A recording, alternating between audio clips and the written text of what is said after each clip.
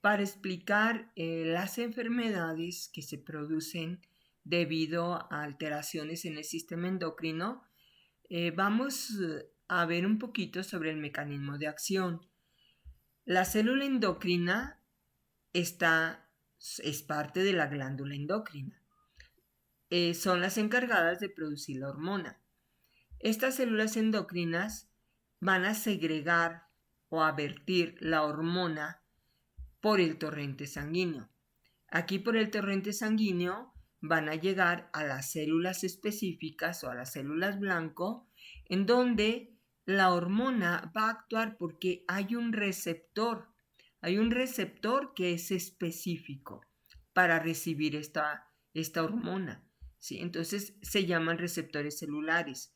Y esos receptores celulares, al recibir la hormona, como hay esa parte específica, ¿sí? Entonces van a dar una respuesta fisiológica de tal manera que van a desarrollar la función para la cual han sido segregadas. Aquí lo tenemos también, ¿verdad? En el torrente sanguíneo tenemos la hormona, va a llegar a las células blanco y vean ustedes, aquí tengo dos tipos de células. Una célula blanco, célula diana, en donde la hormona es específica y actúa en la célula blanco.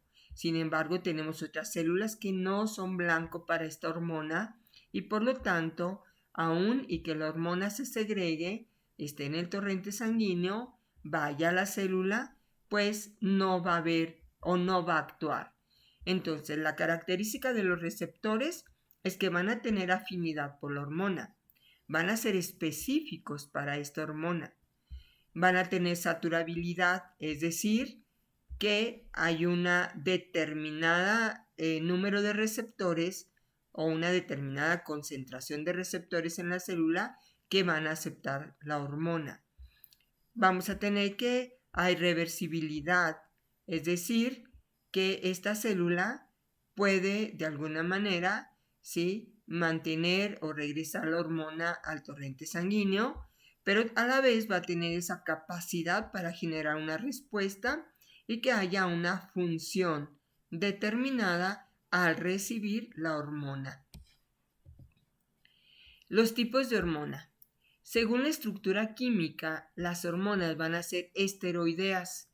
Y aquí tenemos las que son esteroideas: cortisol, aldosterona, estrógenos, progesterona y testosterona. Esto es según la estructura química.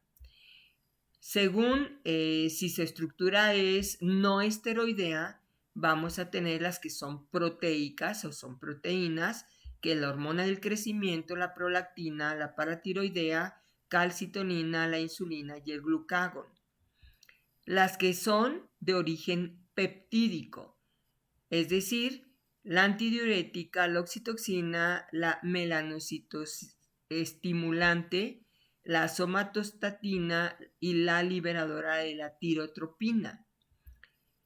Los derivados de aminoácidos simples, noradrenalina, adrenalina, melatonina y tiroxina.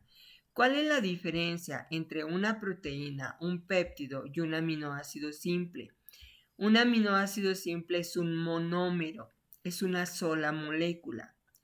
Un péptido es la unión de varias moléculas de aminoácidos, son varios aminoácidos unidos, pero que son cadenas de menos de 50 aminoácidos. Y en cambio una proteína es aquella que tiene un número mayor a 50 de 50 o más aminoácidos unidos para formarte la proteína, la estructura proteica. Así que proteína, más de 50 aminoácidos, péptido, menos de 50, y aminoácido pues es un monómero. Y vamos a tener también las no esteroideas, que son las glucoproteínas. ¿Qué significa glucoproteínas? Que vas a tener una molécula proteica, pero también una molécula de azúcar, de un carbohidrato. Por eso se llama glucoproteína. Y entre estas tenemos la folículo estimulante, la luteinizante, la tirodeestimulante y la gonadotropina coriónica humana. Aquí tenemos entonces esta clasificación que es muy importante saber el origen y la estructura química de los diferentes tipos de hormonas.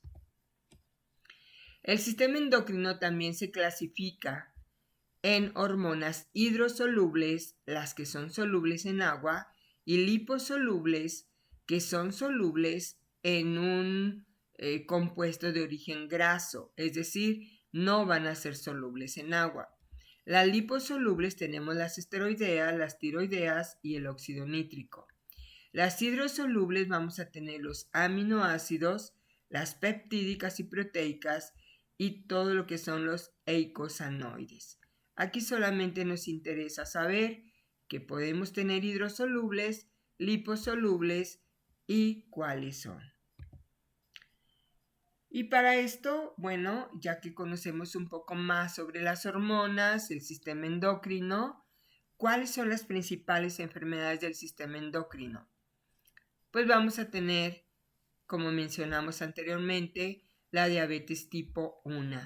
Aquí vamos a tener una deficiencia de insulina, de tal manera que la insulina disminuida, hay muy poca concentración de insulina, no va a metabolizar a la glucosa y la glucosa se va a mantener en niveles altos en el torrente sanguíneo. ¿Cuáles son los principales síntomas de una diabetes tipo 1? Polifagia, les da mucha hambre, pérdida de peso, la cetoacidosis, son la elevación de sustancias químicas de origen cetónico que van a producir una acidosis.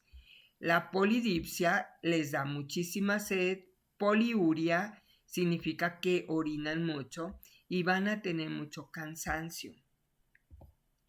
En el caso de la diabetes tipo 2, aquí sí tenemos insulina. El problema es que los órganos no responden a la insulina, por lo tanto, menos glucosa se usa o se almacena y se va a aumentar el nivel de glucosa en la sangre. Aquí no están respondiendo los órganos para poder metabolizar la glucosa. Sí tenemos insulina, pero no se da ese metabolismo para que no se eleve la glucosa en sangre. Y los síntomas son muy parecidos. La polidipsia, hay mucha sed, poliuria, orinan mucho, cansancio, pero además va a haber cambios periódicos en la visión y una gran susceptibilidad a las infecciones. Entonces aquí tenemos un cuadro donde nos da la diferencia entre la diabetes tipo 1 y la diabetes tipo 2. Aquí requiere de administración de insulina de forma externa y el de diabetes tipo 2 no necesariamente, o sea, no necesita que le estén administrando insulina. Más bien va a utilizar antidiabéticos orales, por ejemplo la metformina y algunas otras sustancias que se utilizan como hipoglucemiantes. Y en el caso del diabetes tipo 1, nos dice que no se requiere de administración de antidiabéticos, sin embargo, muchos pacientes, además de la insulina, se administran antidiabéticos. Requieren control de la dieta en los dos casos, ¿verdad? Y bueno, pues el ejercicio. Es muy importante la actividad física en los dos casos. Es muy importante llevar el control de los niveles de azúcar periódicamente, checar su presión arterial y monitorizar los niveles de colesterol que se pueden elevar también.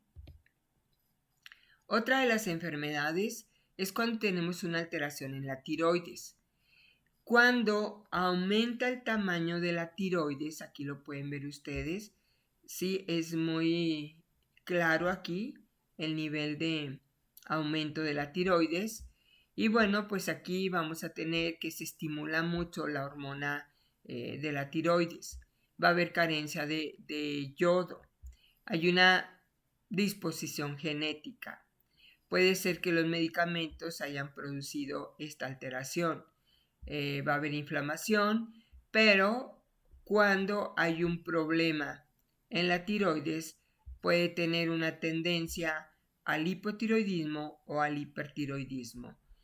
Y de alguna manera, si tenemos hipertiroidismo, la solución médica es extirpar la tiroides o quemarla. Vas a hacer al paciente otra vez hipotiroideo y pues hay que tomar medicamento de por vida. Aquí tenemos también el hipotiroidismo congénito, o sea, desde el momento del nacimiento pueden los niños tener hipotiroidismo. Y en este caso vamos a tener que hay una producción deficiente de las hormonas tiroideas, hay resistencia al tejido blanco, alteración en su transporte y alteración en el metabolismo.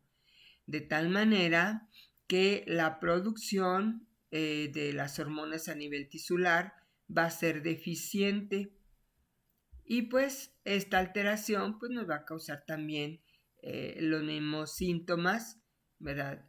Que cuando una persona mayor tiene el hipotiroidismo. Aquí tenemos enfermedades de la hipófisis, por ejemplo el síndrome de Cushing, ¿verdad? Que se le conoce como hipercortisolismo y características muy claras.